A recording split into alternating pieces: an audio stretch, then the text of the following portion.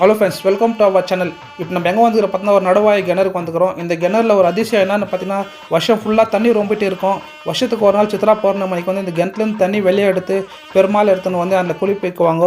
இந்த பெருமாள் பார்த்தீங்கன்னா வரதராஜ பெருமாள் கோவிலேருந்து பெருமாள் எடுத்துன்னு வந்து பாலாற்றில் நீர் அடி விட்டு பாலாற்றிலேருந்து எடுத்துன்னு வந்து பெருமாளை வந்து இந்த இடத்துல சாந்தி பண்ணுவாங்க. இந்த நடுவாய் கிணறுடைய வரலாறு பார்த்தீங்கன்னா 700 ஆண்டுகள் பழமையான ஒரு வரலாறு. இதனுடைய 3 நடுவாய் கிணறு இருக்குது. இப்போ பராமரத்தில் ஒன்று தான் இருக்குது. இந்த பெருமாள் பார்த்திங்கன்னா 50 கிலோமீட்டர் சுற்றின்னு வந்து இந்த இடத்துல பாலாற்றில் நீர் ஆடி விட்டு இந்த சித்ரா பௌர்ணமிக்கு பார்த்திங்கன்னா நடுவாய் கிணறு கூட தண்ணியெல்லாம் எடுத்துகிட்டு பெருமாளை எடுத்துன்னு போய் சாந்தி பண்ணுறதுக்கு எடுத்துன்னு போவாங்க. இந்த இடத்துல பார்த்திங்கன்னா நடுவாய் கிணத்துல எடுத்துன்னு போயிடுறாங்க பெருமாளை. ஐயருங்க தான் அலோடு, வேறு யாரும் அலோடு இல்லை. பார்த்திங்கன்னா முழுக்க ஐயருங்க தான் போயின்னுக்குவாங்க. இந்த இடம் நடுவாய் கிணறு பார்த்திங்கன்னா நான் கடவுளில் மொட்டராஜேந்திரன் உட்காந்து அந்த பிச்சை எடுத்தெல்லாம் கற்றுக் கொடுக்குவார் பார்த்திங்கன்னா அந்த இடம். அது ஒரு ஷூட்டிங் ஸ்பாட்டு. காஞ்சிபுரம் போனீங்கன்னா மிஸ் பண்ணாது பாருங்கள். இதனுடைய ஃபுல் டிஸ்கிரிப்ஷன் பார்த்தீங்கன்னா வீடியோவில் லிங்க்கில் கொடுக்குற ப்ளே பட்டனை ப்ளே பண்ணி பாருங்கள்.